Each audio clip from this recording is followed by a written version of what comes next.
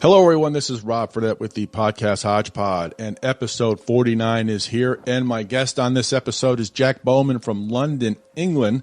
He is a director of audio podcast dramas and many more things, which he'll talk about. But he's on Hodgepod to talk about London After Midnight, a audio podcast drama which he directed. And here is a little snippet of it in a trailer for London After Midnight. Something has happened to Harry. Miss Lucy, I'm so sorry. For God's sake, Fernsby! He's dead, isn't he? Audio Marvels, Pocket Universe Productions, and Monkey Basket Entertainment present Williams, first thing tomorrow morning, I want you to call Scotland Yard. The Lost Horror Classic. New tenants for the... Sorry, ma'am, You can say Balfour Place, Mr. Fernsby, it's all right. Based on the classic silent film by Waldemar Young and Todd Browning, and starring Lon Chaney. Looks like an undertaker. It's that damned beaver hat. I've never seen him without it. Art Malik, in a full-cast audio production of Lucy, this is... Edward Bergman, Scotland Yard. London After Midnight. You really don't feel it, do you? Feel what? The air of disquiet. Like we're being watched. Available Halloween 2023 as both an online digital audio event and as an exclusive vinyl release. You get out of here! Damn you! Please, try not to scream. Oh, my God, what is that? That would appear to be his lady companion. Flying around the room, Berg. One way or another, this comes to an end. Tonight. Visit www.audiomarvels.com for more information. We see you. And here is my interview with Jack Bowman. Hello, everybody. This is Rob Fredette with Hodgepod, and I have a great guest today, Jack Bowman. He is in England, and he is 6 hours ahead, but he has graciously joined me on my podcast today. But he is a multi-award-winning online drama director, producer, and acclaimed podcast creative. Jack is also a nominee for the Best Drama and Fiction Producer for Audio Production Awards 2023. He also has vast experience in theater direction and venue management. So, Jack Bowman, first off, welcome to my podcast, and I'm truly honored you're on. Thank you so much. No, thank you, Rob. It's a pleasure to be here. How you doing? I'm doing well. I'm looking forward to this because I just want to say I'm a radio geek. I grew up a radio geek, and I used to love listening to the 40s and 50s radio on-air stories and acts. And I listened to one a couple of weeks ago, and Jimmy Stewart was on one of them from the 1940s or 50s. So I'm really looking forward to this. So there is a podcast drama that's out right now called London After Midnight. So first of all, it's recently come out, and then talk about your background as well, because I find that fascinating. Well, I'll start with my background because I can do that the quickest, and we can get to the more interesting part. So I started in audio. Back then, it wasn't even podcasting. It was about 6 or 7 months before the iPod was invented or released, I should say, into the world. So a friend of mine just had an idea. I'd written a play that went on in a notable fringe venue in North London. And she just came up to me and said, hey, I've got this idea, Mario Renegade Temple.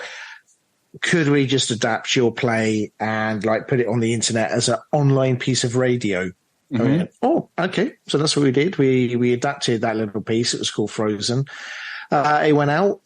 She put out another piece, and within a few weeks, her server had melted down. So, because so many people were pulling down these two plays. So we thought there was something there, and we began expanding, doing lots of little bits and pieces, starting to experiment with different forms of recording. The iPod came along as well, which kind of just gave us the market. And after 10 years of that, I ended up as a studio manager and producer at Audible UK, handling their multicast audio dramas. That led to me doing 2.5 years with a US indie company, but based in the UK for them, called Dagaz. And that led me to end up at BBC Studios as a podcast producer and production consultant for them, because it all became very, very new with them and the launch of BBC Sounds. So It's been a wild ride. It was about 14 years of nobody caring. Then this great country called the United States came along and invented the podcast just a few years ago. And everything's been pretty wild ever since. Been back and forth with the States, India, all over the UK, you name it. It's been a wild ride. So I've got a lot to thank your country for. Well, you're welcome. You're welcome. And, when you said 14 years podcasting, I look back, you go back 20 years, it was just basically listening on your radio. But now we can bring these things to our ear pods and walk and things like that. So it's evolved where the technology is just fascinating. Yeah, and the old radio classic shows, you listen to those were a lot of work back then. And I know it's a lot of work for you now, but when I listened to some get ready for this podcast, it was incredible. The acting and the scripts and the takes and things of that nature. So one that you have out now, London After Midnight, please talk about that, because this is recently came out, did it not? It is. It's in fact, you've caught me right at the cusp between two big periods of release. So we released it as a digital only download on Bandcamp, and then yesterday it was also picked up by a brand new audio drama app called Audioteria. So they'll also be carrying it. And moving forward on Halloween itself, it'll be released across two different types of podcast network as well. So Fable and Folly will take an episodic version, and I'll give you the exclusive here because I owe you for being slightly late tonight. The second network will actually be a podcast streaming network called Apollo Plus. So that's your exclusive right there. Well, thank you very much. We haven't announced that one yet, but it's a done deal. It will go live on Apollo Plus as well as Fable and Folly as of Halloween. So you won't be able to get away from London After Midnight. And if you visit our site as well, londonaftermidnight.co.uk, you can even buy physical CDs, vinyls. We're doing those on top of everything else. So it's quite an interesting one. It's a big swing at experimenting with different release windows rather than just like doing it as a podcast, putting it on one platform and hoping for the best. We've got a lot of partners who have listened to the project, believe in the project, or they know of my work or Lance's work or Kenton's work, and are prepared to let us try something a little bit different with this one. Interesting. That's fascinating. Well, thank you for the exclusive. You're welcome. That's awesome. Thank you very much. So this production that you have put together, London After Midnight, it was a silent film in 1927. Is that correct? That is correct. It is probably the great grandfather of all vampire movies that you get today. So 1927, London After Midnight starred Lon Chaney, and it gave us the iconic man in the beaver hat.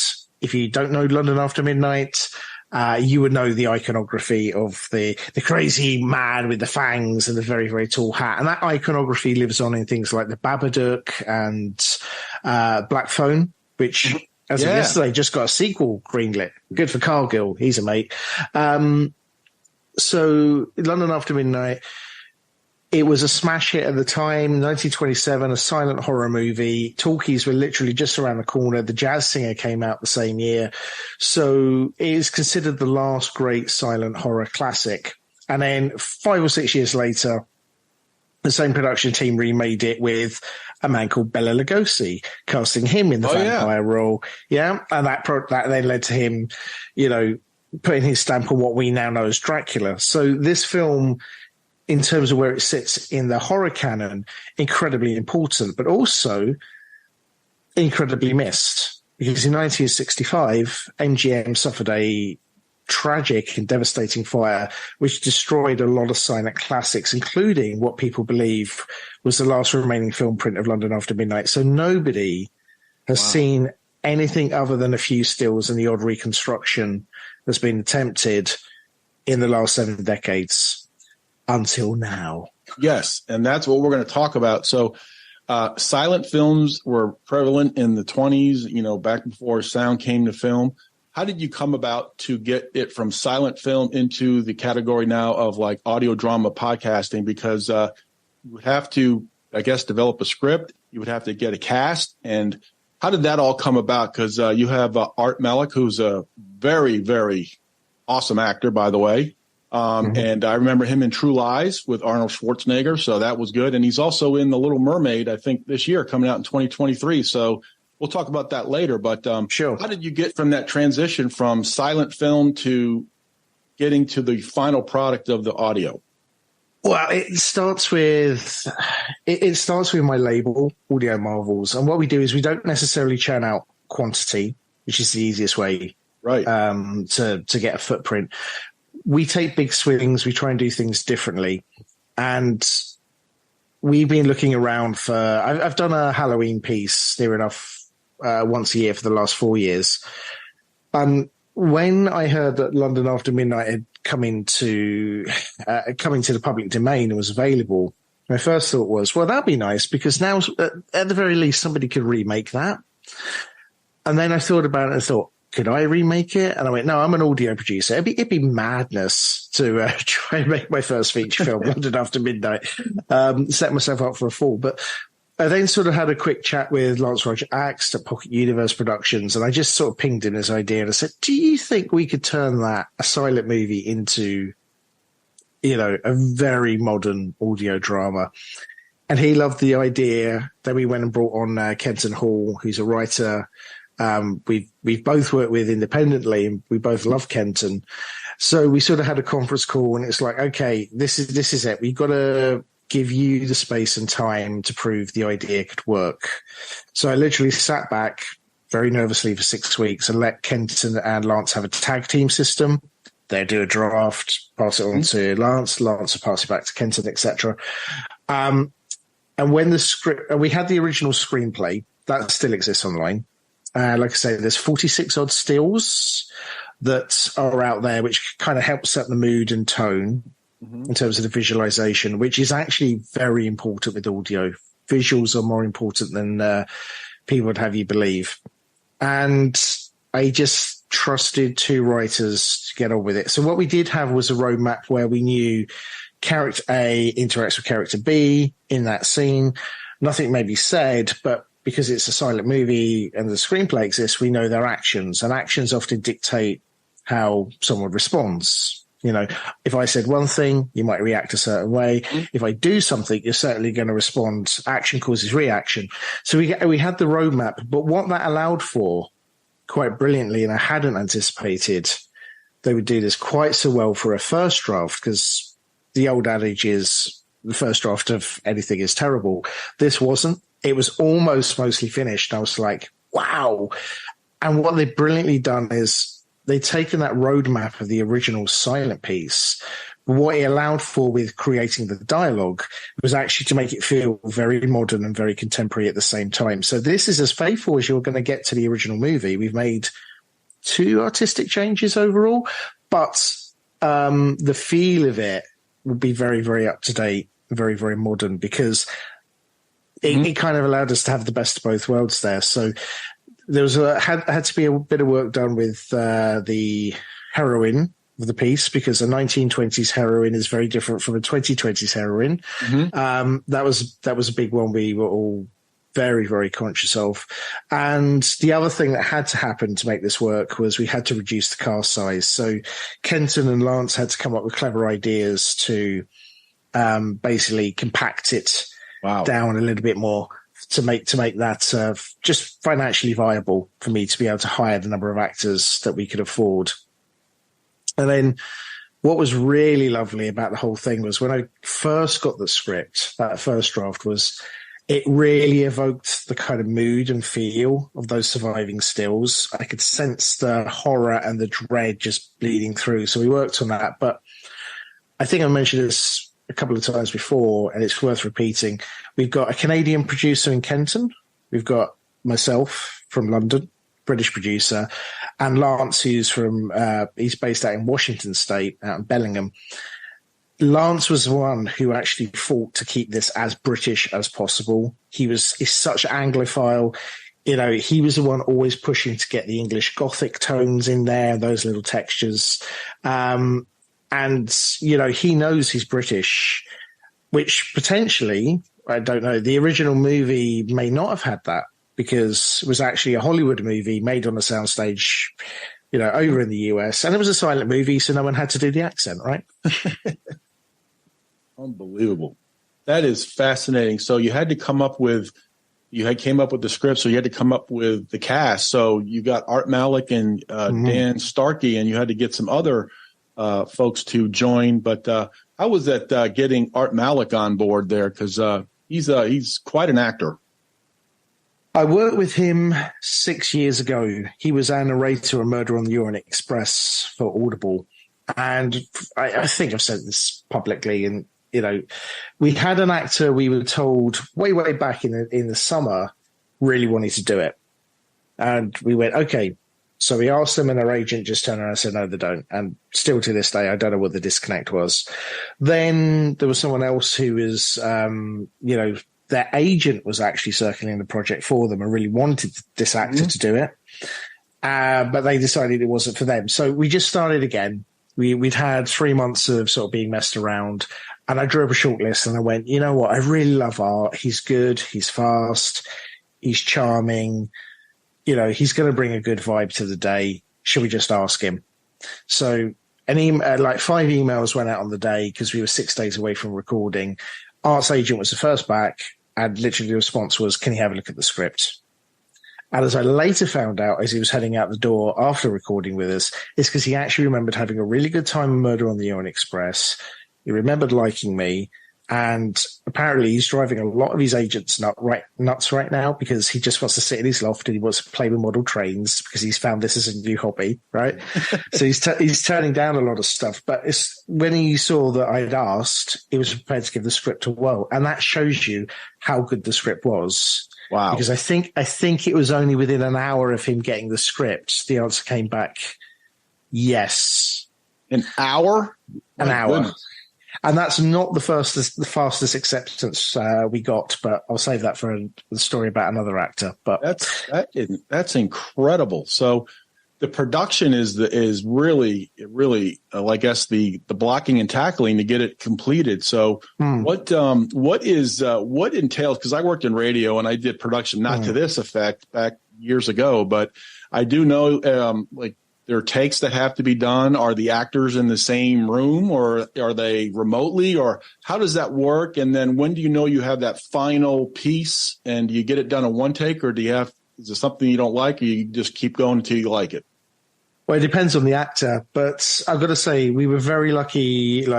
Virtually everyone was a first choice, barring Dan Starkey, because we had a snafu halfway through. So we had 2 days to record, which meant we had to get down about 30 minutes a day, which is actually quite a comfortable pace to work at.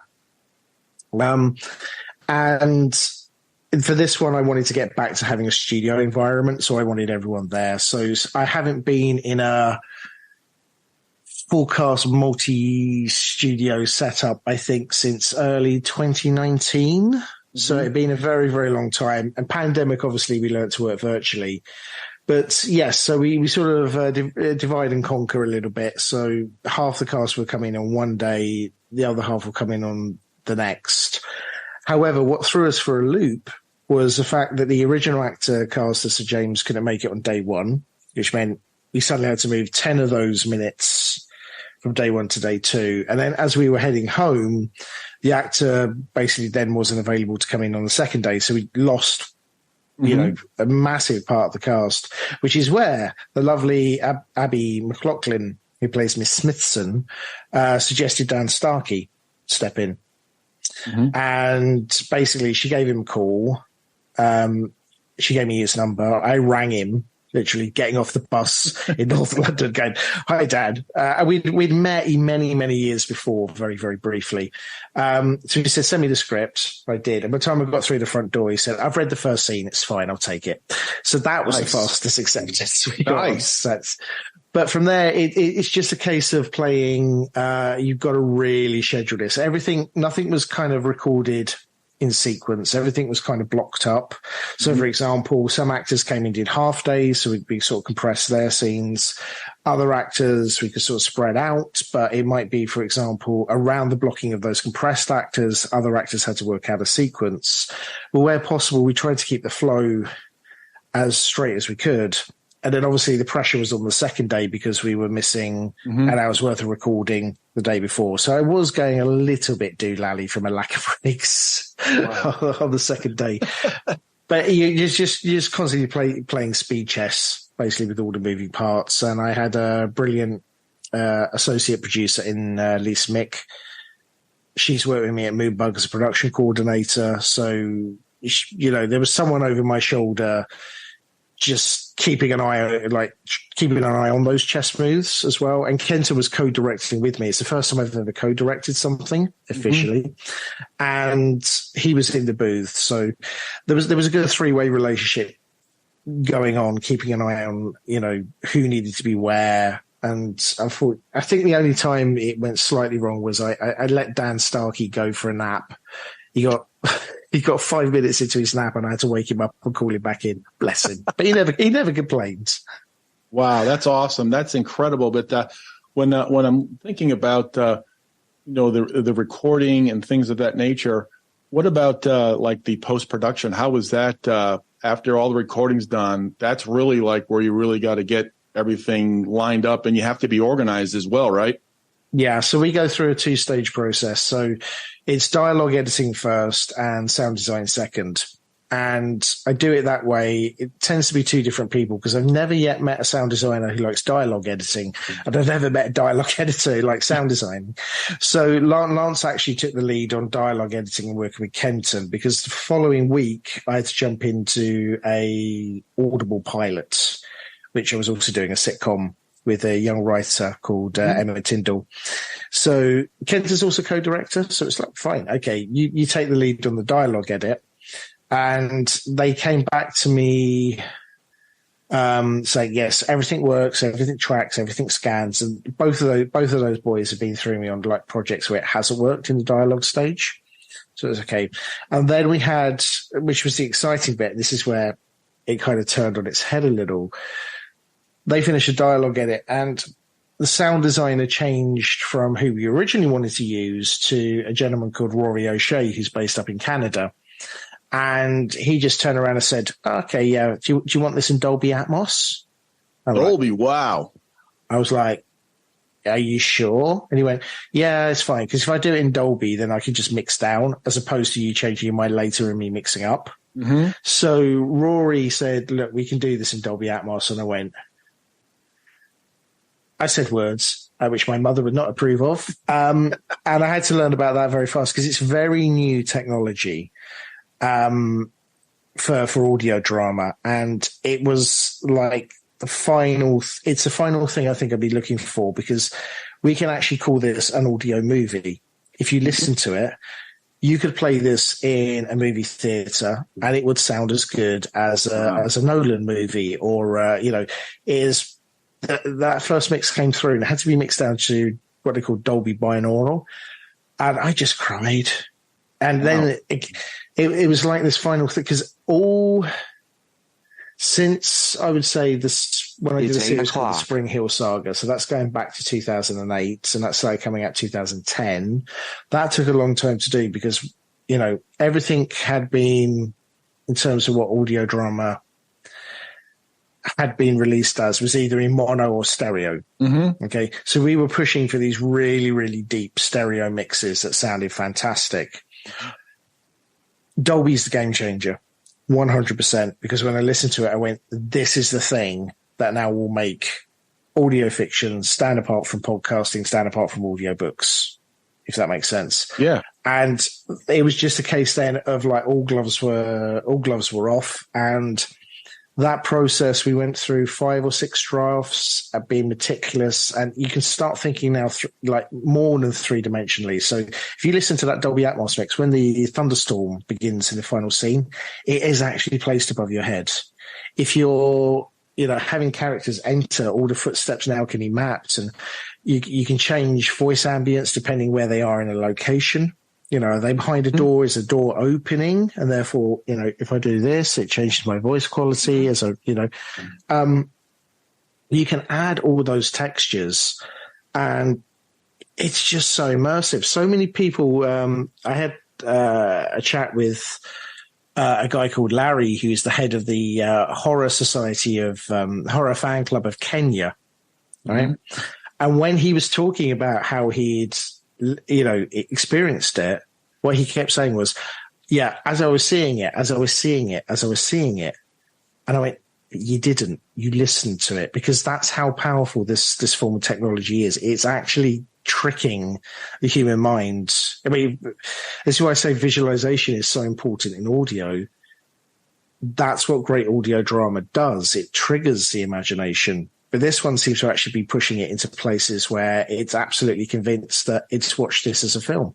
Yeah, it's a new stratosphere. When you think about the technology from years ago, when in the 40s and 50s, there'd be somebody standing in the corner hitting something or for a sound effect and closing the door, and you hear that and it sounds, like it did in the 40s and 50s. But this is like on steroids, and it's amazing how technology is just. You can literally go for a walk on your iPod or your iPhone and listen to a movie, like you just said. It's fascinating. It's unbelievable.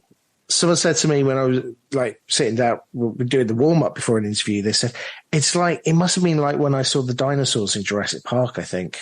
Mm-hmm. When you first saw CGI dinosaurs. That was unbelievable. Yeah. And for someone to turn around and say, I've listened to London After Midnight, and it's like seeing the dinosaurs this is a completely unintended consequence of the path we took, but it's really flattering to think that this could be, for a lot of people, their first experience of, having the CGI equivalent of dinosaurs on audio. Yeah, that's bonkers. Incredible. Bonkers. That's, when you mentioned Jurassic Park, you talk about that with the dinosaur looking with the eye inside the car when they were, I did just envision me about visualizing, if you had that on the audio. That's fascinating. What were some other gratifications from doing this? Because I've heard the trailer, and I think there's a few previews on the London After Midnight, and you are correct. It sounds absolutely spectacular. The sound and everything like that. I suppose the thing I'm most grateful for, and this will sound like such a strange thing, but everything has gone right from start to finish. And that never happens. I mean, literally, I just came out of Moonbug and we were firefighting every single day. But that's production, right? Production is basically, you've got to transport fire on a bike made of fire. Everything around you is on fire. There's no water available, and you've got to get that fire, but not all the fire, to the other end, right? Literally from the start, I ignored the script for 24 hours. When it first came in, because, if that script was terrible, I'd feel bad for all the time wasted. Mm-hmm. It wasn't. Then, we put together a production list of who we wanted, and virtually every actor said yes. Then, there was 2 studios we wanted to do it at. And one of them said yes, and it was my first time working with them, the Sound House, and it's an iconic place. Mm-hmm. Then when we called the cast together, the one thing we always said, I don't use NDAs. I just say, look, can you keep a secret? Because nobody knew we were doing London After Midnight. We kept that very, very quiet. And we wanted to surprise people with it because it is lost. Just one day it wouldn't be there, and then the next day they promise it's coming back. Everyone kept quiet. Awesome. Awesome. And then Art came in, and he was brilliant. And one hero of the production I don't think I talk enough about is David Bickerstaff, who switched roles mid-recording because of the dropout of one actor and shuffling everyone around on day 2. And he's just a one-take wonder. Everything he was knocking out. Boom, boom, boom. Particularly the end. He's got a bit of a spoilery role, so we can't talk about the last 10, 15 minutes. But and then the dialogue edit, everyone came back and said, dialogue edit's fine. Nothing's wrong, no damage, it's all good. Nothing's wrong, brilliant, everything's there, the coverage is there. Rory came in and he started delivering the sound designs, and went, wow, we're going to go for, and then again, someone I really don't talk about enough is Kenton then worked with Brett Richardson on the score. And I didn't hear any of the music until they dropped that trailer you're talking about on our Bandcamp site. And I just went, this is some of the best scoring music I've ever heard. So literally start to finish. And then we got a publicist out of it who, TBM Horror Marketing came on board, and they're working with us right now. It was just like, everything fell into place. Everything fell into place. And like literally, if the worst thing was we would just messed around for 6 weeks because we couldn't get an actor. Well, we got Art Malik, and I'm not complaining. We will be working again together, Art, if you ever listen to this. But you know what I mean? It was just everything, you know, I can't think, touch wood, of anything that has gone awry. You know what I mean? Yeah, that is just fascinating because from beginning to end, and now where can you get the London After Midnight to listen to it? Because sure, my listeners will want to get to that. Right. So if you want the full lush immersive version, you can get that from londonaftermidnight.co.uk. That will redirect you to our Bandcamp page. There's also the physical media. There's collector's vinyl, only 301 of those. CDs, people wanted those, so we made them, and they're almost sold out already. Collector CDs. Also, as I said, Audioteria, which is a brand new audio drama app that's launched, is now carrying it. And that will also do the download version. But if you want to just stick to podcasts or streaming, then you'll have your choice between Fable and Folly, as of Halloween, or the Apollo Plus network. So, okay, very good, very good. So talk about the character, the scary looking character, because he is scary looking. Yes, the man in the beaver hat. Okay, so let me be careful what I say because spoilers. But okay. The context is when we begin the story, the Balfour house, which is part of the larger estate, which is run by Sir James Hamlin, played by Dan Starkey, is falling into financial ruin.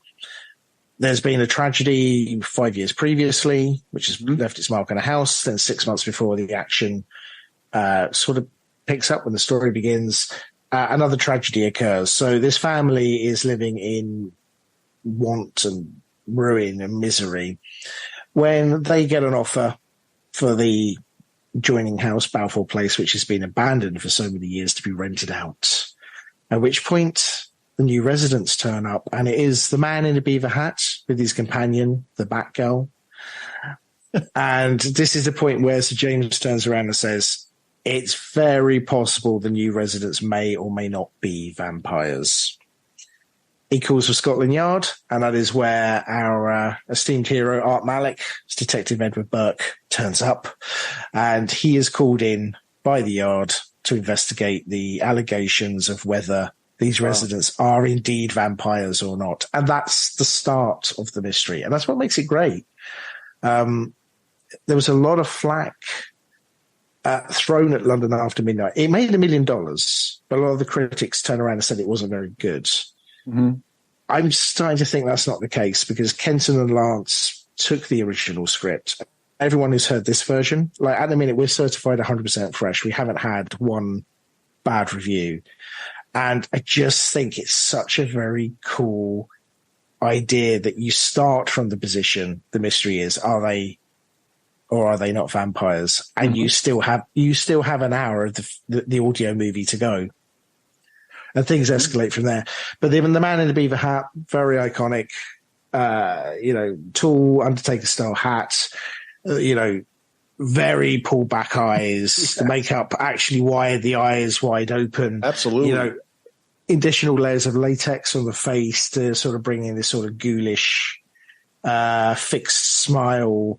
And if you've ever seen the famous photo of Gene Simmons from Kiss lifting his arms with the bat wings underneath. Yeah. Yeah. That's directly lifted from the man with the beaver hat because when he would lift his arms, really, those wings would fold out underneath. So that's what I'm talking about.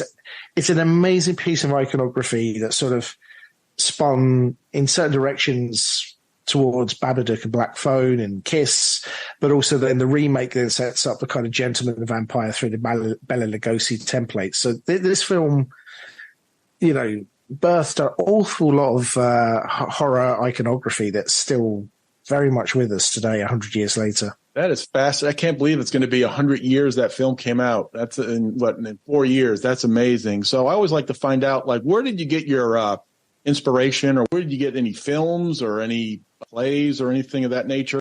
I think a lot of the time horror's kind of found me. I am a horror fan. I love genre, but I'm sort of more eclectic. You know, I don't necessarily dive in and I could quote you all 10 Jason movies, for example. But I will sit there and watch Red Letter Media a lot about how they analyze horror, particularly, you know, all those B and C list director, you know, video nasties as well. It's you know, that was part of my youth, seeing those films. But in terms of audio, horror is one of the most popular genres. It really is effective. And when you're out there looking for projects, you can guarantee 50% of what will come your way will be a horror piece. So I'm just looking for the good ones. So that's things like Circles, Long Night in Egypt, Smile It'll Be Over Soon was a great little find, because the writer Noga was just looking for a director, and she asked me, could I find one? And I said, let's have a look at the script. I was like, wow, this is really good. So, you know, you don't want to be going down the path of doing terrible horror, but going further back, it's, you know, I think Halloween's my favorite holiday. So, I mean, it should be a holiday. It should be a month. It should be a month of work. So going further back, you know, looking into theatre, you know, when I was an associate director of a theatre in South London, I was told, you can write a play and put it on if you want. We actually did a blurring of reality and fiction, which was very unheard of back in those days. Of course, now everyone does that. But that was Night at the Hellhound Live. And that came from me growing up with things like Ghostwatch, which, you know, if your listeners don't know Ghostwatch, it was broadcast once on the BBC as a sort of Orson Welles style War of the Worlds fake live broadcast from a haunted house. It's related to the Enfield Poltergeist, which Blumhouse has spun off. But Ghostwatch is absolutely terrifying, and it was so frightening that even today at the BBC, you cannot mention it inside or outside. It can never, ever be brought up again. It cannot never be rebroadcast. It is available on Blu-ray, but yeah, I mean, the way, for me, horror projects that appeal to me are the ones that really push into the reality. Like Ghostwatch did. You couldn't tell what was true and not true. Or, I know this sounds weird, the other thing that absolutely terrifies me is the alien home invasion film. So things like Signs or Communion, where it's very low key and there's something alien in your house. And one I've really rated, particularly the first act of it, was No One Will Save You. No One Can Save You. That's on Hulu or Disney Plus, depending on your one. And the first 30 minutes of that, I couldn't breathe. I was just like, really? I don't think I'm going to get through this film. Thank God it changes its rules from the second act onwards. But, you know, then, yeah, but then that means, like, you know, you write something like Night of the Hellhound for theatre, and then you're offered Let the Right One In, you know, which came up, you know, a year and a half later. So it's a weird cycle that I find horror projects I like, and then others sort of like maybe it's a bit of back and forth. I don't know. It's a good question. You confused me here. So maybe it's just a mix of, I find the ones I like and I work on them. And as a result, that invites something to come back, you know, a year or so later. Interesting. Yes. Yeah. The scary one, that movie that came out, Stephen King, the first one, that scared the bejesus out of me. That first one, that was just like insane. I couldn't believe how scary that was. Was that the miniseries version with Tim Curry?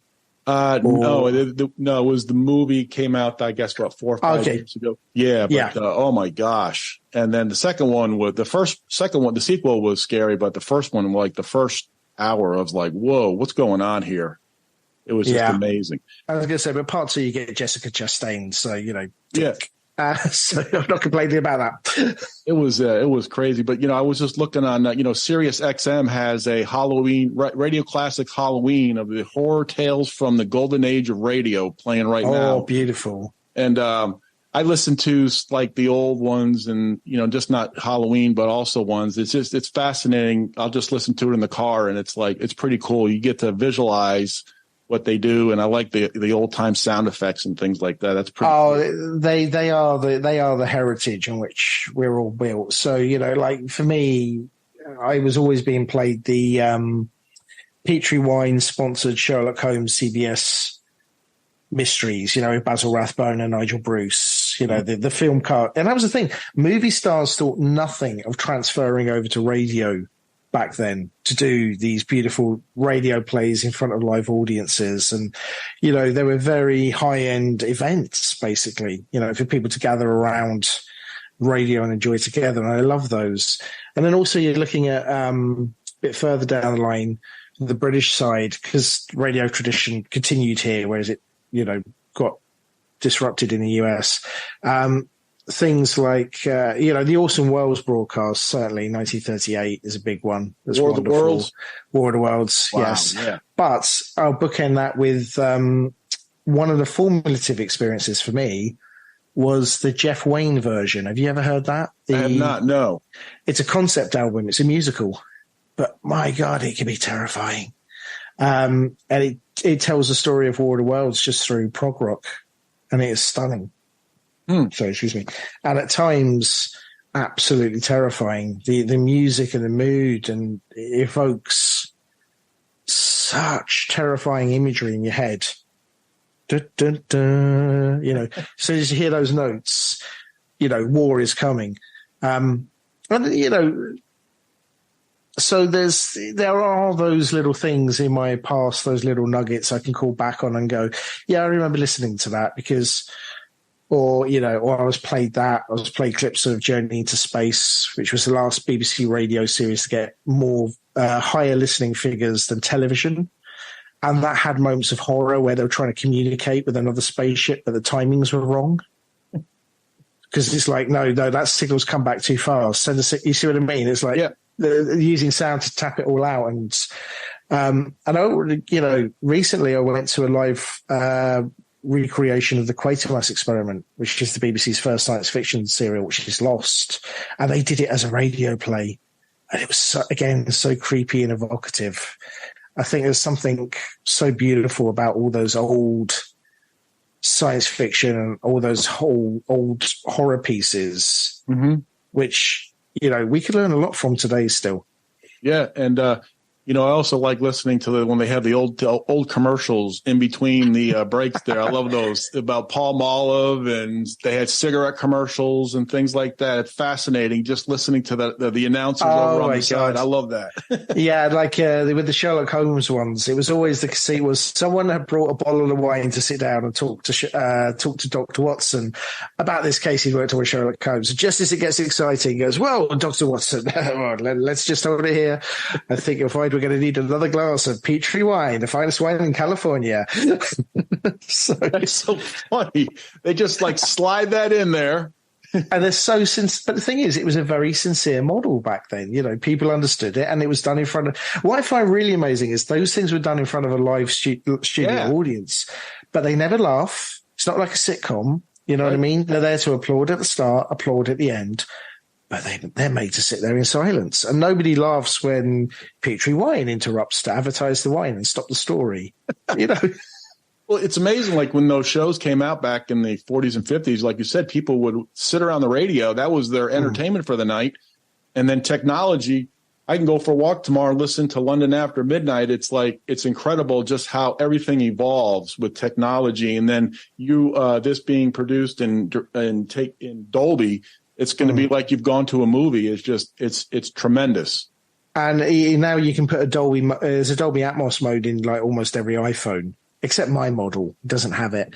But you know what I mean? You can switch that mode on, and I think the sky's the limit. I mean, one thing I've consistently been told by everyone who's listened to London After Midnight is two reasons. One is the script, and two is the sound mix.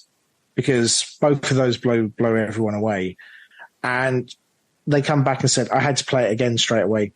So everyone has told me they've had to listen to it twice. Mm-hmm. There's a story reason for that. Spoilers. But it's like they're sinking into that immersiveness of the world, and they don't quite want to let it go. And you can carry that in your pocket now. It's stunning. I think we're on the cusp of something really extraordinary now for audio fiction. I'm going to get a copy of this, so I have it on my phone. I'm going to get this, and I recommend that folks get this as well, my listeners. And I am thoroughly looking forward to it. And Jack Bowman, I cannot thank you enough for spending time with me to come on my podcast. It's really been an honor, and I really enjoyed this. No, thank you for having me. I mean, honestly, when people actually say they'd like to talk to me, I'm like, oh, me? Okay, thank you. Well, it's fascinating because I just think everything, just like I said earlier, I'm a radio geek, and I just like listening to audio, and I listen to things, and I really do enjoy it. So I can't wait to get this and listen to it. And I hope you would come back on again if you have another project down the road. I would love to have you back on. Well, we signed a thing a couple of days ago. I can't say what it is yet, but there is a thing. The next thing has been signed. So I'm happy to talk about that with you. All right. Well, thanks so much again. I want to thank Jack Bowman for joining me on Hodgepod, and we'll see you next time. Next episode is episode 50. Thank you all for listening.